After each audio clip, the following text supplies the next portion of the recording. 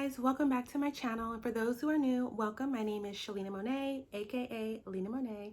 So today's video is going to be a little bit different. This is going to be a story time about my experience at Amazon. And I know you're probably like, why are you wearing this vest? Why are you still have the bag? Well, if you're interested in this video, stay tuned and I will let you know all the deets. All right, guys, so I started at Amazon early July. So like right after the holiday, I started at Amazon at a local warehouse close to where I live. Okay.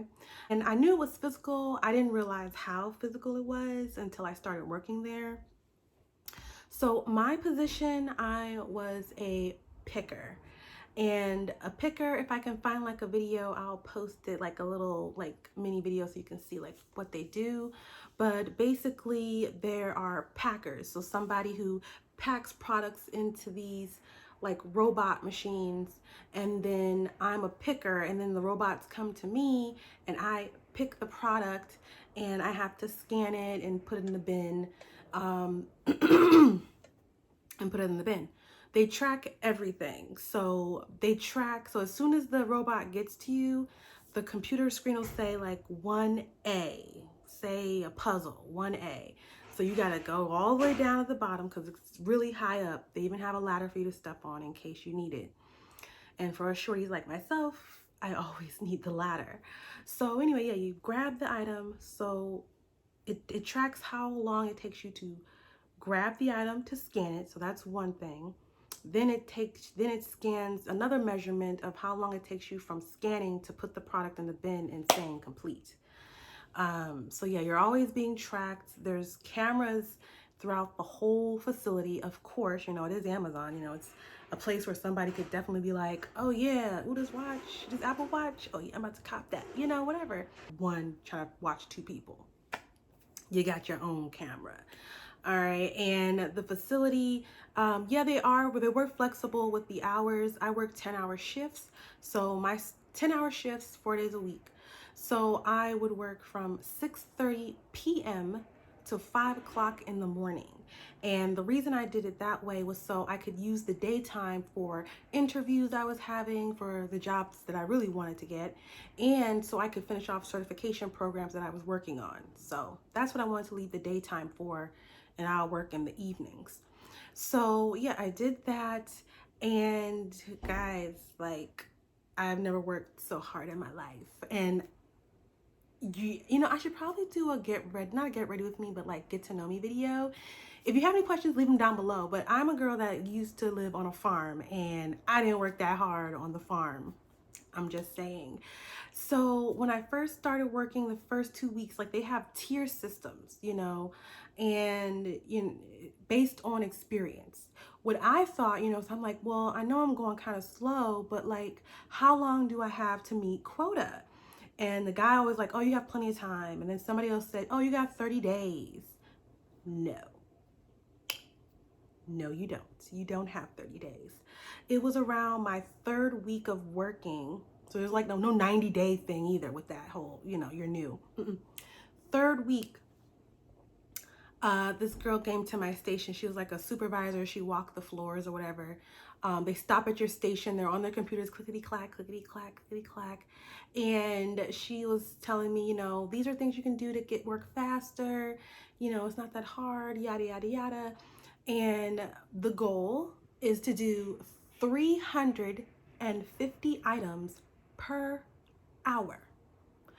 350 items per hour. Yes, I was doing like 220, 222. During my last week there, I think I did like 49. It was really bad. But I left not only because, you know, I was blessed enough to get like kind of like my dream position that you know, to get this great opportunity, but I also hurt my shoulder. And I'm wearing this vest because when you're a newbie, you get this vest when you first. So it just shows people that you're new, and you wear this the first 2 weeks. So by the 3rd week, they expect you to hitting those quotas. And yeah, that wasn't so much for me. Um, they have lunchrooms on each floor. They provided me with shoes, so like composite filled boots, you know, like steel toed boots, but they had composite boots, and they pay for them. I got them, I needed them. I was hurting every single day. Now, you guys have been following me, so you know, like I was on my keto journey, my workout journey, like all that stuff, you know, building my endurance up, but that's just a whole nother. Yeah, I think they call them like Amazonians. Yeah, Amazonians, because you are like an athlete basically working there. I mean, you have to pull this ladder over to you, get on the ladder, grab the product, come down, scan it, throw it in the bin. But you gotta be fast because you gotta do 350 items per hour. I remember my first day working there, like I guess they say like kind of like orientation, but they do mostly all that stuff online. So when your first day in, you're getting your badge, you're getting shown your station, and they show you how to do your job. I only had 3 days of training. 3 days of training on my station. That was it. And then you're just on your own, basically. And you have a supervisor that would come by, you know, every day just to check on you or whatever. But for the most part, you're on your own. And I'm used to my first day going into a job, and you know, it's just me. It's just me. No, it was 20 people. I got there, and it was already a line of people, and I was like, are you guys like your first day? You're getting your badge? You're like, yeah, it's first day. 20 people in line, okay? 20 people. I was just like, wow. So your first day coming in, like I said, 20 people was there. They give you one of these. They give you a bag. They give you these rubber gloves, which you actually need to get the products out, because sometimes those little bins, like the people who pack it in there, like they just like, I don't know, they just punch it in there or something, because you gotta like really like wiggle and work your way into getting that stuff out. Or you can call what they call like an andon or something and get somebody to come and help you get the product out, which I've had to do that. They also provide you with face masks every day you come in. If you have already been vaccinated, you have to show them proof, and they'll put a sticker on your badge, and you will not need to wear a mask. If you have not been vaccinated, they expect you to wear these, which I'm about to talk about this a little bit more too, because this got on my nerves. They also provided you, well, I had to ask for them, but like earbuddies for the noise, which I thought was strange. Like I had to ask for these. These weren't like automatically just put in your bags. It's a lot of loud noise there. A lot of loud noise.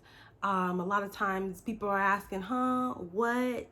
Speak louder, because it's just it's so loud there. And I didn't care how crazy or silly I looked with these in my ear. I did not care because it was loud and I wanted to preserve my hearing.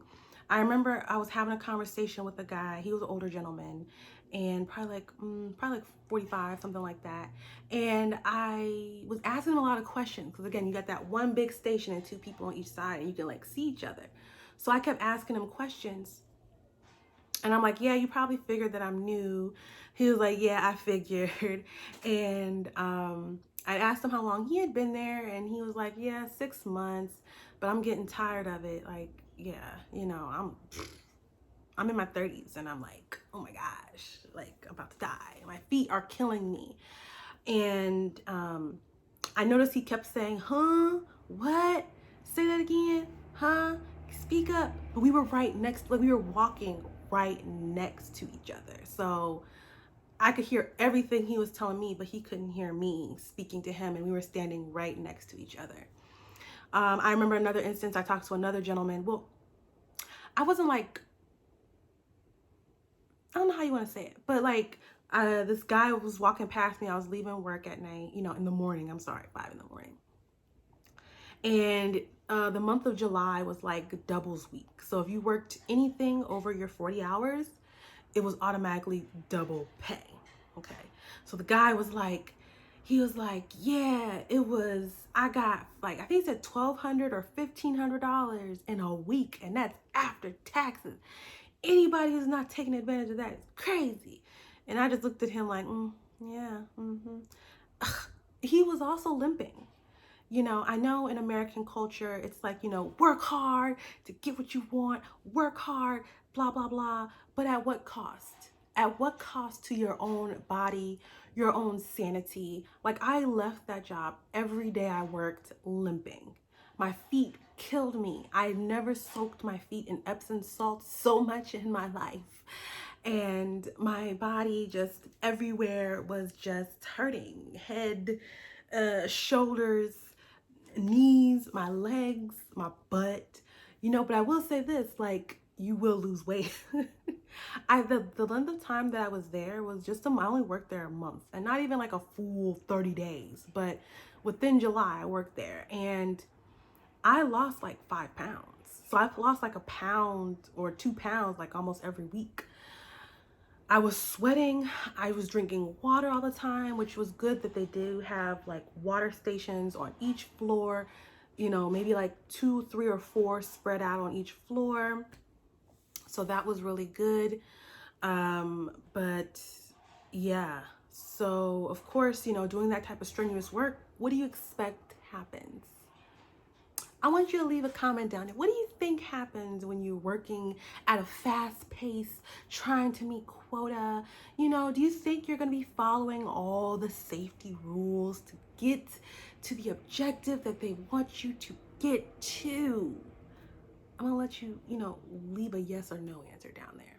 Go ahead, drop it down. No. You're not going to be following all the rules. I was, because I didn't want to get hurt, but I still injured my shoulder. All your necessities in case you get hurt in any way. So ice pack, heating pad, ibuprofen, cough drops, biofreeze, a lot of different things to help you out to get you back to your job. They would ask me, how are you doing? How are your shoulder feeling? Blah, blah, blah. And I'm like, which I ask, because you got to stop and ask these questions. If not for them, for yourself. And it's like, you asked me how my shoulder is doing when I first arrived to work. And of course, it doesn't really bother me because I'm not using it. I'm not to the capacity that I'm using it here. So of course, when I get here, I'm doing fine. Why don't you ask me those questions towards the end of my shift? That's how you measure pain, not after rest. I don't know. That's just my opinion. Anybody professional opinions, drop them down below. So I understand why they have that mass amount of people coming in, because not a lot of those people are going to stay, i.e. me, gone. So it's just hard. How much are you going to put on your body? How much you're going to put on your body, how much you're going to go through. One of the health restrictions that I was on like safety unit. That's who I was working with while I was on restrictions. And one of the jobs I had to do was walk around to each floor, 4 floors, and I had to check to see who was wearing their mask. And their mask had to be worn on their nose and their mouths while doing that. And I feel like it's not realistic, because you want me to pick 350 items per hour. I mean, that's just my job. I don't know what the packers had to do. I don't know what their job was or how many items they had to pack. I do remember on their screen they had like a timer, and I heard that they had to pack the items into that robot thing before that timer went out. So you want us to go fast, you want us to do all this productivity, and you want us to be restrictive with this. Yes, they had air conditioner, but it wasn't like blasting. You also had a personal fan there to blow air on you because you get overheated. You're drinking water, you're going up and down all these steps. It's just a lot. Concrete, your knees, your legs. I mean, I could just go on. So let's fast forward to my last day. My last day working there, I was not feeling so great. And I went up to the 3rd floor, learned what station I was going to be on, went up and proceeded to the 4th floor. Went up there, wasn't feeling good. I got to a point where I was feeling like, I kind of remember how my mom had told me, I felt like one of the last things my mom told me before she passed away was, Shalina, take care of your health. And what I thought was just a cough turned out to be much more. And I was feeling really, really sick, very lightheaded, very dizzy. Yeah. And I was like, well, during that time too, I was like leaving early or calling off, So I was like, shoot, this is just going to be a 2-day paycheck, 2 days. And you know what I said? My life is worth more than this. So I proceeded down to the first floor. They have an HR desk in the facility. So I went to the desk and said, I'm not feeling good. Today's my last day anyway. Do I give you my badge? She said, nope, you're going to give it to the security system. Every day you leave, you have to go through the security system just to, so they can check your bags. They check your bags every day, make sure you didn't steal nothing. And he checked my bag. I said, here, you can have my badge. Today's my last day. He was like, no, you got to stay. I said, deuces. He used my badge to click me out or whatever. I left, never returned. I will never go back. I would never go back to work at Amazon, even as a part-timer. I cannot do a physical job like that.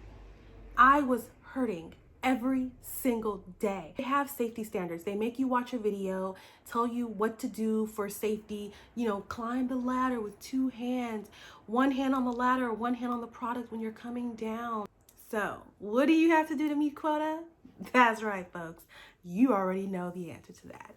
Well, guys, this video is already long. I'm going to try to edit it down, but I wanted to make this video. And while you working there, I had gained a new smock, you guys, doing the safety stuff, walking through all 4 floors. I wore something else there, so they knew who I was. So these also represent your rank within the facility, or people will have like their duty name or whatever on the back of it, like, supervisor or safety or whatever. But yep, I had gained another smock. So what am I gonna do with these? I don't know. I was thinking about keeping these and wear them for Halloween. I really was. But guys, thank you for staying for this video. You have any questions, drop them down below. You know what to do.